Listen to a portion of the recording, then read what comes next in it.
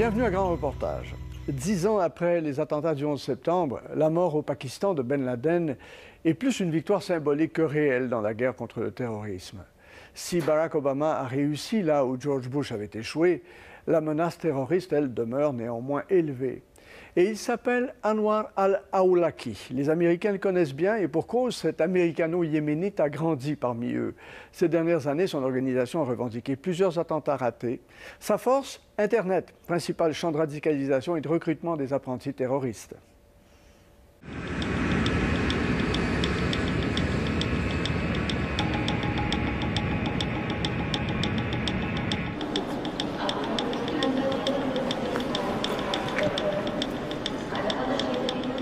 L'aéroport de Schiphol à Amsterdam, Noël 2009. Jasper Schuringa va passer le congé des fêtes chez sa sœur aux États-Unis. Il prend le vol 253.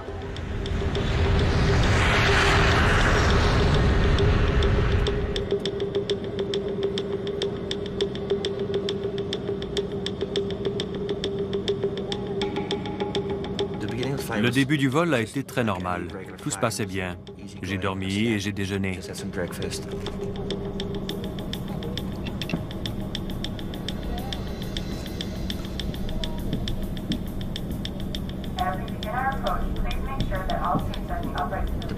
L'avion se préparait à l'approche finale. Et soudain, on a entendu une sorte d'explosion.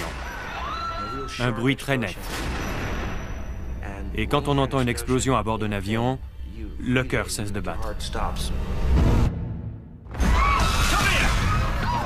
Mais Jasper a réagi instinctivement. Il a foncé vers le terroriste à la bombe. Il tentait de faire quelque chose dans ses sous-vêtements. J'ai saisi cette espèce de bombe qui était en feu, un objet vraiment très étrange. Mais le gars résistait et les résidus de la bombe dégoulinaient sur le plancher. Ma grande crainte à ce moment-là, c'était que l'avion prenne feu. Il avait très peur. Il grelottait. Et son regard était comme vide, comme s'il pensait être déjà parti. Il croyait peut-être qu'il était arrivé au ciel.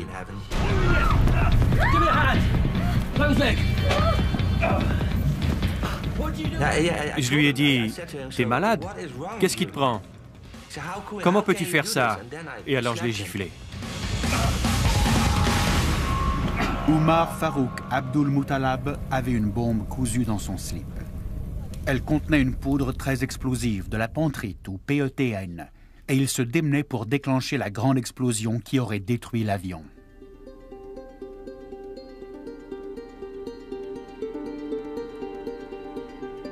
Je n'ai appris que plus tard, le lendemain, je crois, qu'Al-Qaïda, le grand réseau terroriste, était effectivement derrière tout cela.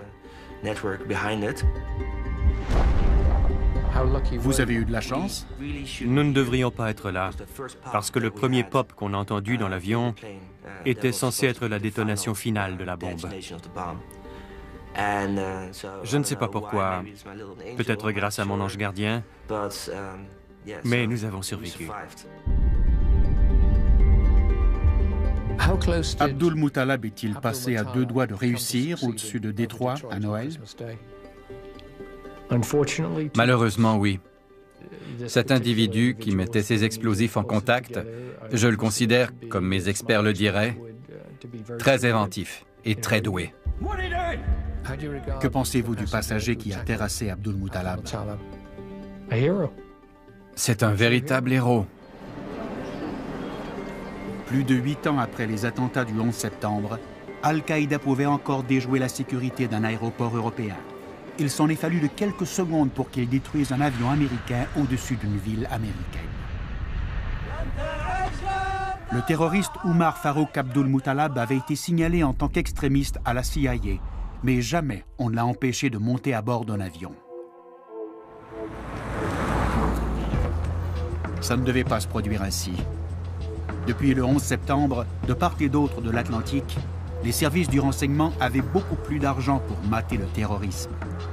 Le budget du MI5 avait augmenté considérablement après les attentats de 2005 à Londres. Même avant, les dirigeants du renseignement étaient alarmés car ils étaient submergés par les conspirations potentielles.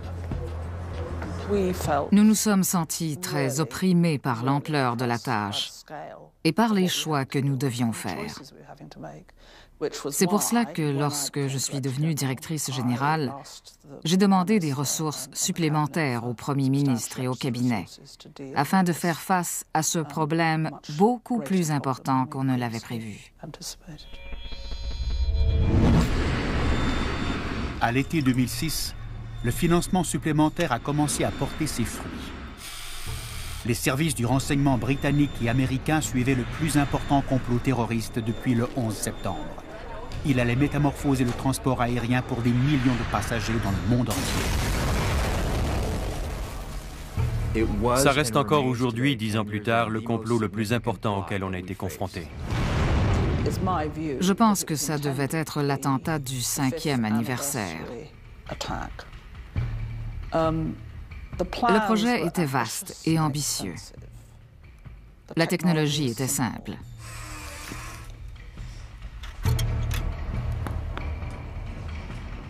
Ils allaient dissimuler des explosifs dans des bouteilles de boissons gazeuses et déjouer la sécurité de l'aéroport Heathrow. Ils ont trouvé une solution très novatrice, un explosif binaire. En combinant les liquides, on obtenait un explosif. Ça a l'apparence de Gatorade ou d'une boisson gazeuse qu'on emporte à bord de l'avion. Et il est probable que ça aurait fonctionné.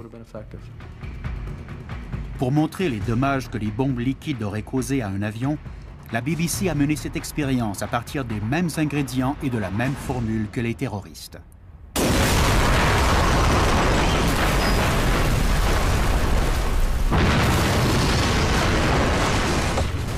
Le projet était de faire exploser les bombes à bord de 7 vols transatlantiques simultanément. Ça aurait été un attentat mené par des citoyens britanniques contre les États-Unis d'Amérique et le Canada. Si les explosions avaient eu lieu au milieu de l'Atlantique, il y avait de fortes chances qu'on ne sache pas comment ça s'était produit.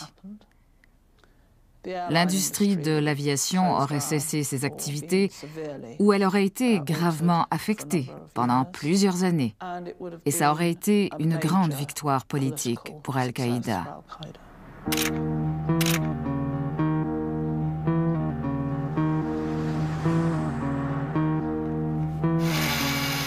Mais la surveillance secrète élargie en Grande-Bretagne et aux États-Unis donnait des résultats.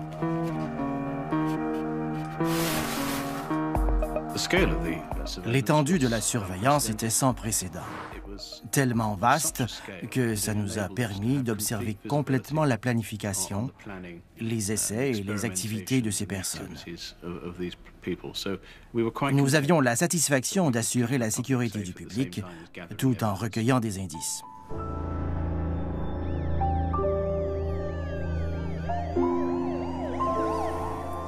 La police est intervenue et elle a arrêté les conspirateurs. 6 jeunes musulmans britanniques ont été jugés et condamnés à la détention à vie. Ça a été une réussite sans précédent pour l'Occident dans sa guerre secrète contre le terrorisme. Mais la suite des événements allait montrer que les services du renseignement étaient encore confrontés à des obstacles formidables. La conspiration contre les lignes aériennes, comme bien d'autres, n'avait pas été conçue, organisée et dirigée depuis l'Angleterre, mais bien depuis le Pakistan. L'un des instigateurs, Rashid Rauf, est né en Angleterre. Son père était boulanger à Birmingham. Rauf vivait maintenant au Pakistan. Il avait des liens étroits avec le noyau dur d'Al-Qaïda, jusqu'aux dirigeants. Il était très engagé dans la direction des opérations externes. Il était donc intimement associé au cœur d'Al-Qaïda et je vois en lui un membre du cœur d'Al-Qaïda.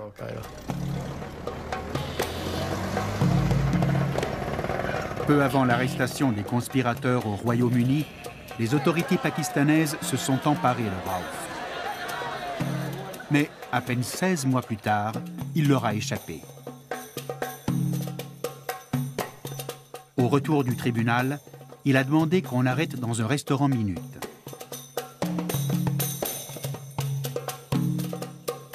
Puis, il a demandé l'autorisation d'aller prier à la mosquée voisine. Pendant que ses gardiens l'attendaient dans l'auto, Rashid Rauf est sorti par l'arrière. Nous avions non seulement un joueur clé, mais un joueur de premier plan qui ciblait les citoyens du Royaume-Uni et d'Amérique. Et il semble qu'il soit sorti par la porte arrière. Je me souviens du matin où j'ai entendu ça, je ne pouvais pas y croire. Ce n'était pas un sous-fifre, mais un joueur clé.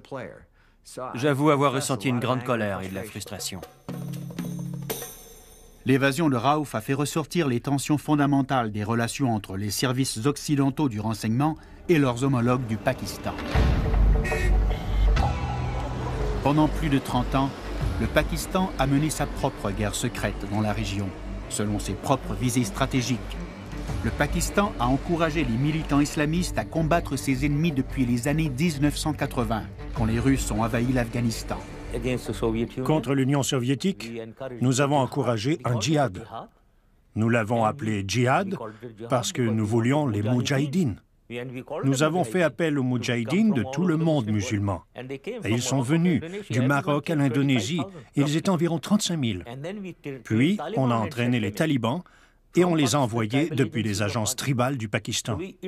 On a donc introduit le militantisme religieux en Afghanistan et c'est retombé au Pakistan. Et on a aussi introduit le concept de djihad. Le Pakistan, et surtout l'armée pakistanaise, ont été depuis 3 ou 4 décennies l'incubateur d'un plus grand nombre d'organisations djihadistes terroristes internationales que partout ailleurs dans le monde. Ils ont créé un monstre de Frankenstein djihadiste pour poursuivre leurs propres intérêts.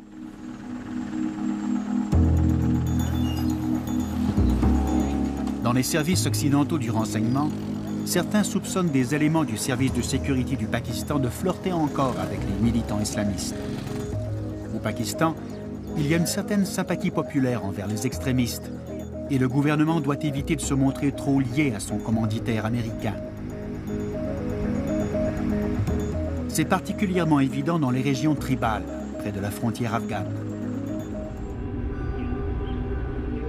Et c'est vers ces régions tribales que Rashid Raouf, l'un des instigateurs présumés de l'attentat contre les lignes aériennes, s'est dirigé, après s'être enfui au nez et à la barbe de ses gardiens pakistanais.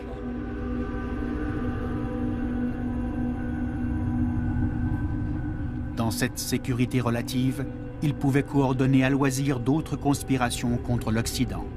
À la fin de l'été 2008, il a rencontré un jeune bénévole djihadiste qui avait été éduqué aux États-Unis. C'était la nouvelle approche, très dangereuse.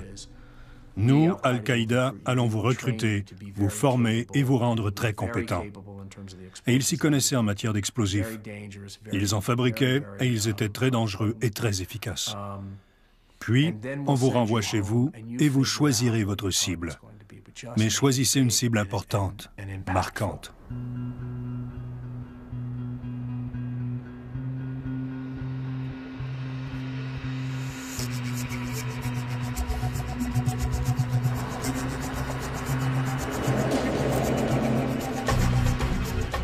Après son entraînement au Pakistan, Najibullah Azazi, la recrue, est rentré aux États-Unis.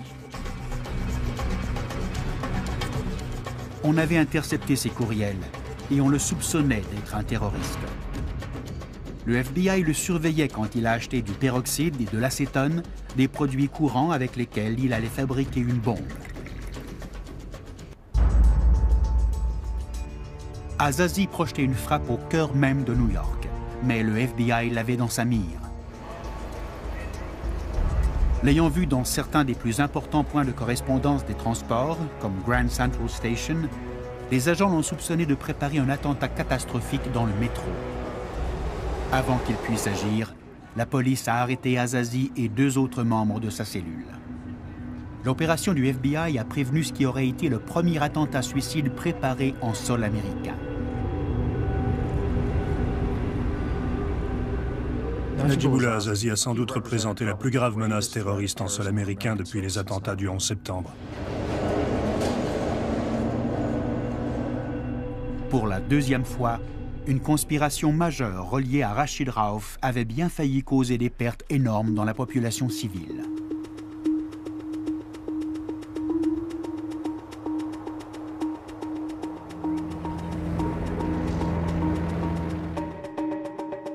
En novembre 2008, il semble que la carrière de Rachid Raouf à titre d'agent clé d'Al-Qaïda ait soudainement pris fin.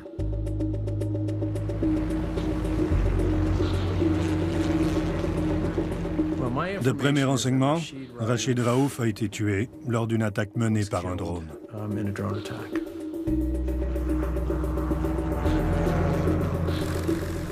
Depuis plusieurs années, les Américains avaient élaboré une nouvelle approche de pointe. Un avion de haute technologie, sans pilote, armé d'une charge meurtrière de missiles Hellfire.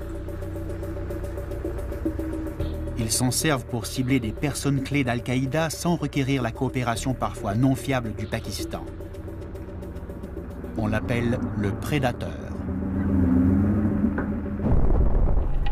Mon agence avait souligné le fait que dans les régions tribales, un nombre important de dirigeants d'Al-Qaïda avaient été, on utilisait l'euphémisme, retirés du champ de bataille. Au fait, retirer du champ de bataille signifiait normalement a été tué ou capturé. Depuis 2 ans, retirer du champ de bataille signifie simplement tuer. On ne prend plus beaucoup de prisonniers.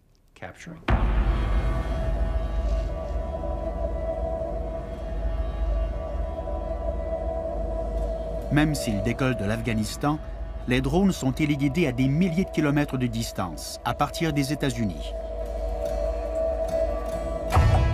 Les militaires aiment bien montrer leurs drones, mais le programme de la CIA est si secret que l'agence n'en reconnaît même pas l'existence. Dans une région tribale du Pakistan, un nombre important de hauts dirigeants d'Al-Qaïda ont été tués. Par des drones? C'est vous qui le dites, pas moi. Tout ce que je peux dire, c'est qu'ils ont été tués, et j'ajouterai tués soudainement et avec précision.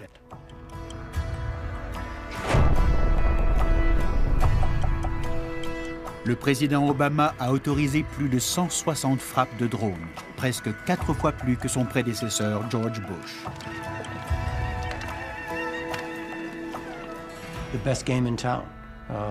C'est la meilleure technique, celle qui nous a donné l'avantage sur le champ de bataille. Ça a été un élément clé qui a forcé les dirigeants d'Al-Qaïda à passer la majeure partie de leur temps à se préoccuper de leur survie, plutôt que de menacer la vôtre ou la mienne. Et c'est un effort de guerre victorieux. Mais il y a un revers à cette médaille. Les attaques de drones ont tué des centaines de civils.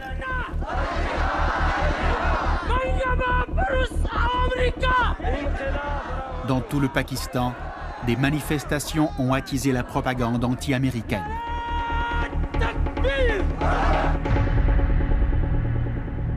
Que pensez-vous des attaques de drones en sol pakistanais? Je suis certain qu'ils choisissent les bonnes cibles. Mais il y a le problème des dommages collatéraux. Premièrement, ils tuent des civils. Et deuxièmement, ils violent notre intégrité ou notre souveraineté territoriale. Avez-vous dit que les Américains pouvaient mener des attaques de drones en sol pakistanais? Non, je n'ai pas dit ça. Vous n'y avez pas consenti? Non. Le recours aux attaques de drones dans des pays où les États-Unis ne sont pas en conflit armé viole la loi internationale, selon quelques sommités. Et certains croient que cela équivaut à une exécution extrajudiciaire illégale. C'est un pouvoir formidable d'étiqueter quelqu'un en tant qu'ennemi et, de par ce simple fait, de l'éliminer sans aucun processus judiciaire d'aucune sorte. N'est-ce pas un assassinat autorisé par l'État de cibler des suspects et de lancer des missiles air-sol sur eux? Absolument pas. Dans la conduite traditionnelle d'une guerre, et c'est le mot-clé ici, Peter, il s'agit d'une guerre. Vous demandez si ce sont des assassinats? Non, ce ne sont pas des assassinats, c'est un conflit armé, une intervention contre une force armée adverse. C'est le droit inhérent à l'autodéfense de l'État américain. Mais la guerre se joue en Afghanistan, pas au Pakistan. Ah, c'est sans doute le point de vue de certains, mais ce n'est pas le point de vue du gouvernement des États-Unis. Le président, 2 présidents des États-Unis ont dit que nous sommes en guerre. La première question, c'est a-t-on bien identifié la personne? La deuxième, a-t-on dirigé le drone vers le bon endroit? L'individu s'y trouve-t-il vraiment? Les chances que tout se passe correctement sont très faibles. Qui se fait tuer? Est-ce que ce sont vraiment des talibans et des membres d'Al-Qaïda ou des civils qui n'ont rien à voir avec cela? On serait naïf de croire la propagande qui dit que ces armes fantastiques tuent les personnes ciblées.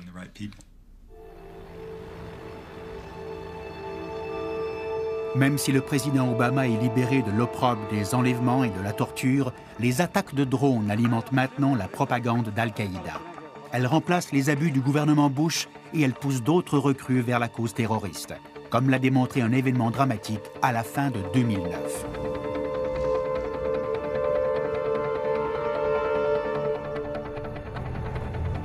La base d'opération avancée de Chatma est le centre névralgique du renseignement de la guerre secrète des drones américains. Elle est située à Khost, tout près de la frontière pakistanaise. C'est là que la CIA recueille les renseignements servant à guider les drones. Les drones ne sont efficaces que si on a de bonnes sources de renseignements au sol, des humains qui nous indiquent où voler.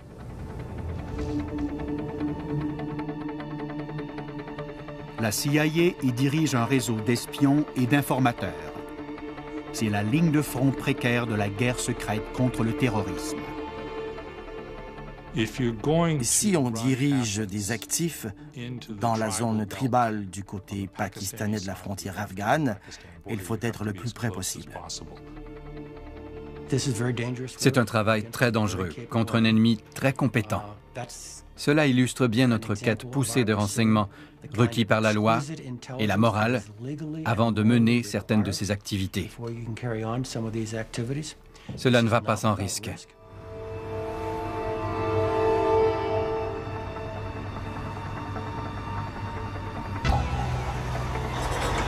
Peu avant la fin de 2009, les agents de la base de la CIA se sont retrouvés devant une occasion unique. Les services jordaniens du renseignement avaient un informateur palestinien appelé Khalil al-Balawi, qui disait s'être infiltré au plus haut niveau d'Al-Qaïda. Dans ce cas, on avait un actif qui avait passé un temps considérable à élaborer sa fausse identité. Il avait joint les rangs d'Al-Qaïda, il avait été un propagandiste d'Al-Qaïda, mais il avait changé d'idée. Il avait compris qu'Al-Qaïda était un ennemi de l'islam. Ce qu'al-Balawi leur offrait, c'était le saint Graal de la guerre secrète du renseignement.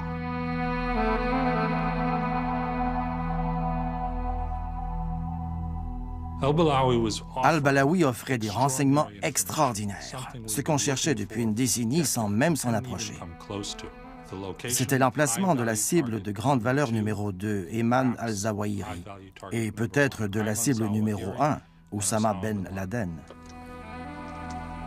Juste après l'insaisissable Oussama Ben Laden, al-Zawahiri était le stratégiste d'Al-Qaïda. Le récit d'al-Balawi semblait très crédible. C'était une occasion à ne pas rater, et il avait une preuve convaincante de son association avec al-Zawahiri. Je crois comprendre qu'il avait des photos de lui et d'al-Zawahiri, prises lorsqu'il l'avait rencontré. La preuve ultime qu'il savait où se trouvait la cible.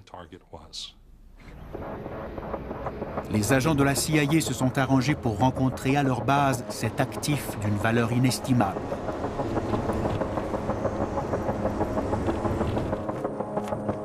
Quand al-Balawi est arrivé avec son accompagnateur jordanien, l'actif le plus précieux que l'agence ait recruté dans sa guerre contre Al-Qaïda a été accueilli par un comité de réception de la CIA.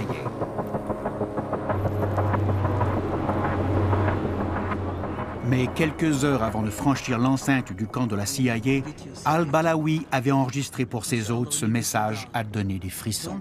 Ne vous croyez pas en sûreté parce qu'il vous suffit d'appuyer sur un bouton pour tuer des moudjahidines. Si Allah le veut, la mort vous fauchera d'une manière inattendue. Vous voyez? Ça, c'est pour vous. Ce n'est pas une montre, c'est un détonateur pour en tuer le plus possible, si Allah le veut. C'est mon projet, vous tuez. Tuez votre partenaire jordanien. Et si Allah le veut, j'irai au paradis et vous en enfer. Cela se fera, si Allah le veut. Au revoir.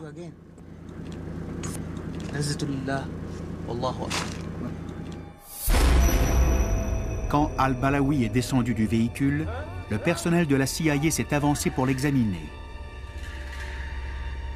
Ils étaient inquiets car al-Balawi avait les mains voilées. Et il a appuyé sur le bouton.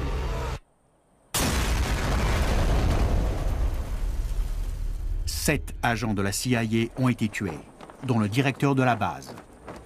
Ça a été l'attentat contre la CIA le plus meurtrier depuis plus de 25 ans. L'attentat de Khost illustre le degré de perfectionnement et d'audace qu'Al-Qaïda a atteint. Ça a été une opération menée par Al-Qaïda qui s'est servi de 2 alliés pour la rendre plus facile. Un agent triple, 3 organisations impliquées dans sa réalisation, une vidéo enregistrée avant l'attentat suicide. Ça a été une opération très élaborée et bien planifiée. L'attentat à la base de la CIA était une vengeance froidement calculée.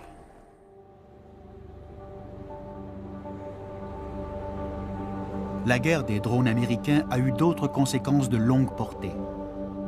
Ces frappes aériennes ont perturbé le leadership d'Al-Qaïda au Pakistan et ont réduit son potentiel de formation et d'organisation. C'est une des raisons clés du changement d'Al-Qaïda depuis 2009. Ça a toujours été une organisation qui apprend. Je veux dire par là qu'elle s'est toujours adaptée. Dans ce sens, c'est un adversaire digne de ce nom, à défaut d'une meilleure épithète. Mais notre réussite a sans doute contraint Al-Qaïda à s'adapter comme il n'aurait jamais choisi de le faire.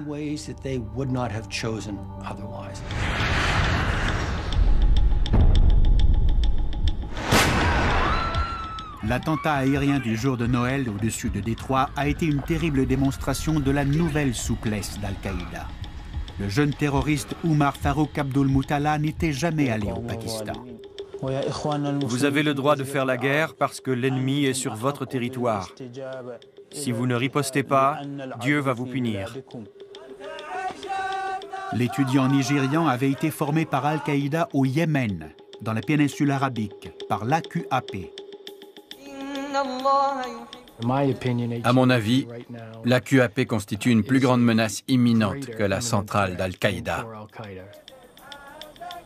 Le Yémen est maintenant un autre site de formation des terroristes, un endroit qui se vante d'avoir son propre représentant charismatique d'Al-Qaïda.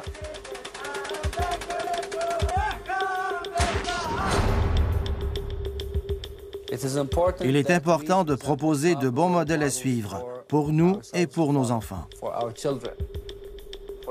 Anwar al-Awlaki est un citoyen américain maintenant connu comme le Ben Laden de l'Internet.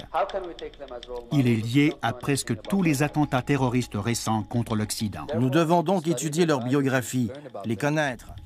Après l'attentat aérien raté du jour de Noël, al-Awlaki l'a exploité au maximum dans sa propagande. Notre frère Omar Farouk a réussi à déjouer les systèmes de sécurité qui ont coûté plus de 40 milliards de dollars juste au gouvernement américain depuis le 11 septembre 2001. Al-Awlaki est donc plus qu'un leader religieux. Plus qu'un simple leader religieux. Qu'est-il? C'est un terroriste. Et il s'implique de plus en plus dans presque toutes les conspirations qui émanent de la péninsule arabique à cause de la force de son message idéologique. C'est une terrible tragédie, c'est stupéfiant. J'ai fait le tour de l'hôpital ici et j'étais sur les lieux de l'explosion. Les soldats, les familles et bon nombre des civils dévoués qui travaillent ici sont atterrés. Al-Awlaki était le mentor du major Nidal Hassan, un psychiatre palestinien au service de l'armée américaine. En novembre 2009, le docteur Hassan a abattu 13 soldats dans une base militaire au Texas. Notre frère Nidal a posé un geste héroïque et il a accompli un travail étonnant. En octobre 2010, le groupe d'Al-Awlaki est parvenu à placer 2 bombes perfectionnées à bord de 2 avions cargo qui allaient partir pour les États-Unis. Les bombes étaient dissimulées dans des cartouches d'imprimante. Si les bombes avaient explosé, il y aurait eu 2 désastres comme celui de Lockerbie. Ce n'était pas juste sophistiqué, c'était aussi très inventif et incroyablement difficile à déceler par des techniques habituelles. Al-Awlaki n'a pas raté l'occasion de publiciser son coup. Dans son magazine, imprimé sur papier glacé, il s'est vanté que l'opération n'a coûté que 4 200 $, frais d'emballage et de poste compris. Cela a contraint toutes les sociétés de fret à intensifier leurs mesures de sécurité à grands frais. Comme le révèle le Coran, ceux qui dissimulent la vérité se feront verser du feu dans la gorge en enfer. Al-Awlaki est maintenant un homme à abattre. On pense qu'il est le premier Américain désigné recherché mort ou vif par la CIA, qui a obtenu l'autorisation du président Obama.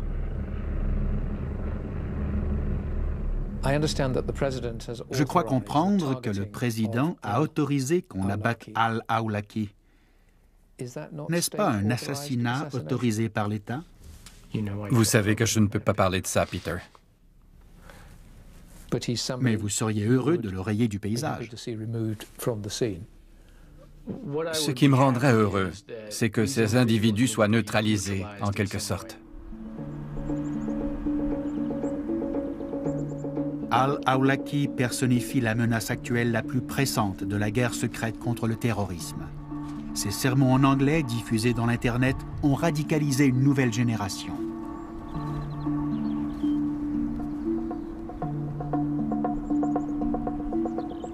Mais j'ai discuté avec de nombreuses personnes des services du renseignement qui envisagent un autre danger inhérent à la propagation mondiale du militantisme islamiste.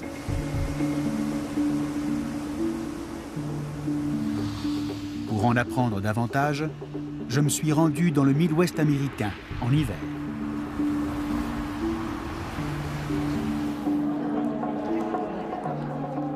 Minneapolis compte la plus importante communauté de Somaliens des États-Unis. Pour la plupart, ils ont fui l'horrible guerre civile qui a ravagé leur pays pendant plus de 30 ans. On vient d'entrer dans le secteur somalien, n'est-ce pas? Oui, c'est exact. C'est le quartier de Cedar Riverside à Minneapolis.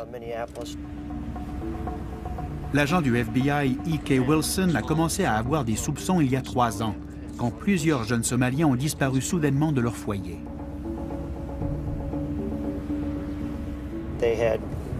Certains d'entre eux étaient partis pour l'école le matin et ils ne sont pas rentrés. Ils ont disparu. Ils ont abandonné leur famille de Minneapolis sans dire où ils allaient. Au moins 20 jeunes Somaliens ont quitté Minneapolis et parcouru 13 000 km pour se retrouver au cœur d'une terrible guerre civile.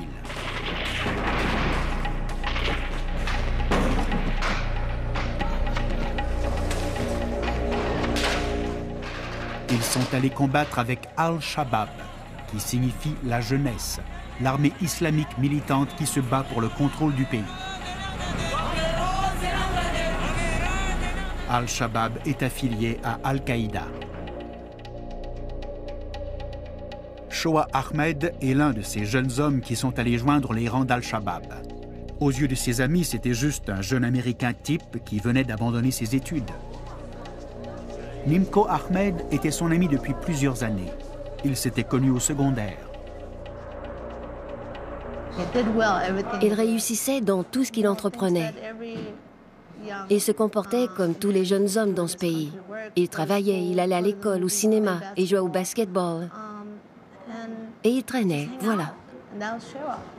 Mais il n'a jamais été violent. Il n'a jamais élevé la voix contre personne. Il respectait tout le monde et il était très aimé de ceux qu'il connaissait. Mais en 2008, Shoa Ahmed a conduit un véhicule chargé d'explosifs dans un camp du gouvernement somalien. Son attentat suicide a tué 29 personnes. Jamais il ne me serait venu à l'esprit que je connaîtrais une personne qui allait commettre un attentat suicide. Parce que c'est une chose qui m'effraie normalement quand je vois cela. Le premier jour où j'ai aperçu le visage de Shoa dans le journal, ça m'a atterrée. Je me suis effondrée. Je n'arrivais pas à comprendre si c'était le Shoa que je connaissais ou si c'était quelqu'un d'autre. Il a été le premier Américain à commettre un attentat suicide. Ses restes ont été remis à ses parents à Minneapolis. Ils sont maintenant inhumés sous la neige.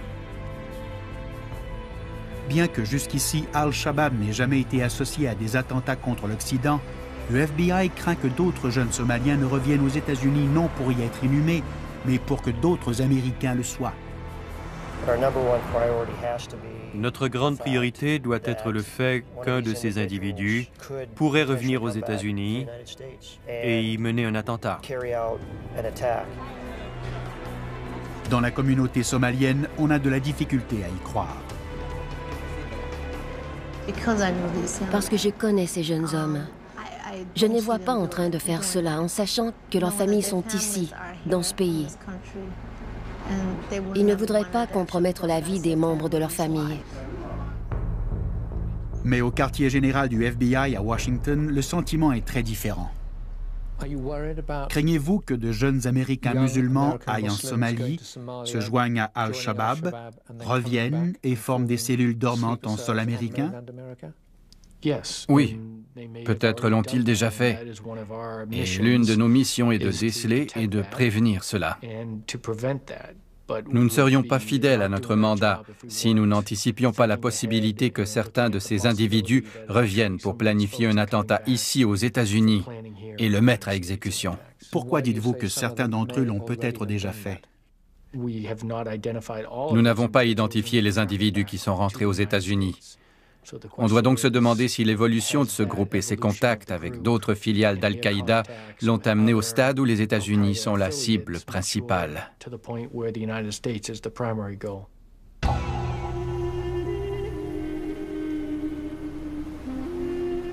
Dix ans après les attentats du 11 septembre, la guerre secrète contre le terrorisme est méconnaissable. Al-Qaïda est maintenant planétaire, adaptable et inventif. La base américaine de Guantanamo Bay nous rappelle sans arrêt que cette guerre a été difficile et controversée. Quelques jours avant son entrée en fonction, le président Obama a promis de fermer la base de Guantanamo et de clore du coup un chapitre peu édifiant de l'histoire des États-Unis.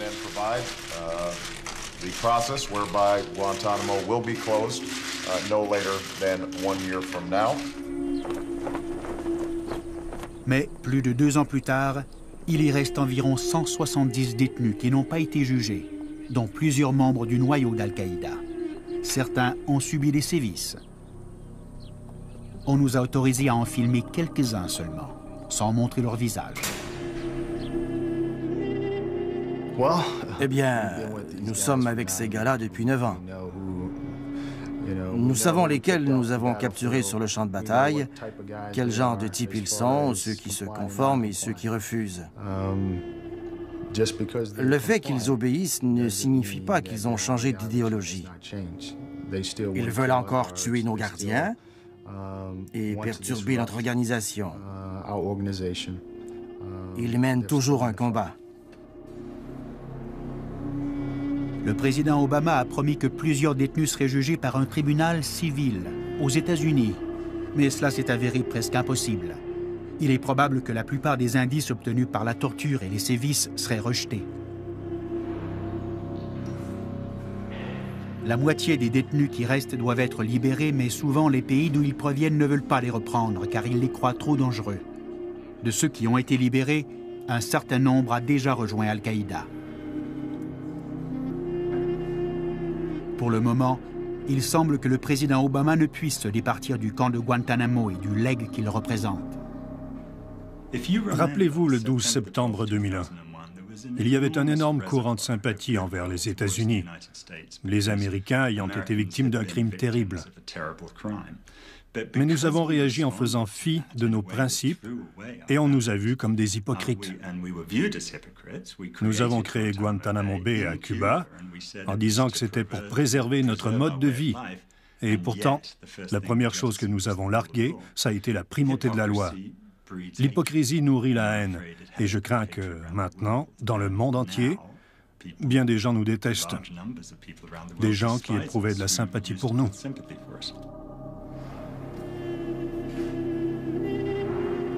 Mais même si les abus de la guerre secrète ont terni la réputation des États-Unis, certains dirigeants du renseignement croient que les pressions sur Al-Qaïda portent leurs fruits et qu'après 10 années d'attrition constante, les attentats comme ceux du 11 septembre sont beaucoup moins probables.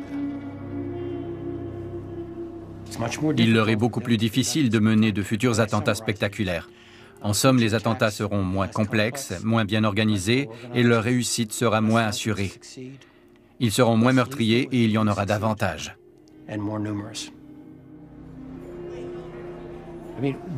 Qu'est-ce qu'Al-Qaïda à part une organisation terroriste? Quelle est l'identité d'Al-Qaïda dans l'ensemble? Si on enlève la dimension terroriste, elle est très ordinaire. La guerre secrète a laissé son empreinte durable sur le conflit. Mais au sein de la communauté du renseignement, on comprend qu'il est de plus en plus critique de gagner les esprits et les cœurs à sa cause sur ce champ de bataille. Je pense qu'en restant fidèle à nos principes, à nos normes éthiques, à nos lois, et en évitant la tentation de s'engager dans la voie que d'autres ont fait la grave erreur d'emprunter, selon moi, nous aurons à long terme l'autorité morale requise pour nous attaquer à certaines des causes sous-jacentes de ces problèmes, afin de trouver des solutions à long terme, des solutions politiques à long terme. Peut-on en sortir victorieux? Pas dans le sens militaire. Il n'y aura pas de Waterloo ou d'El Alamein. Si nous parvenons à une phase où il y a moins d'attentats meurtriers, moins de jeunes mobilisés par cela, moins de causes, si on règle le problème palestinien et si on est alors moins poussé à mener ces activités, la menace sera grandement atténuée. Mais je n'ai jamais souscrit à la terminologie d'une victoire dans cette guerre contre le terrorisme.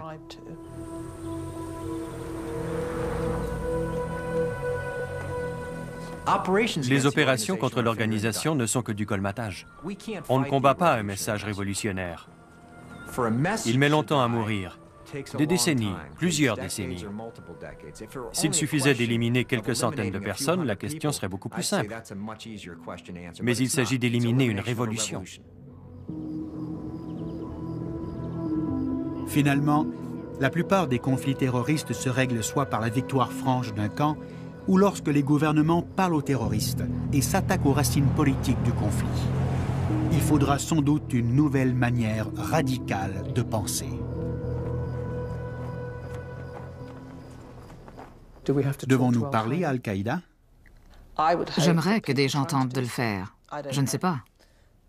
Il est toujours préférable de parler à ses agresseurs que de les attaquer, quand c'est possible.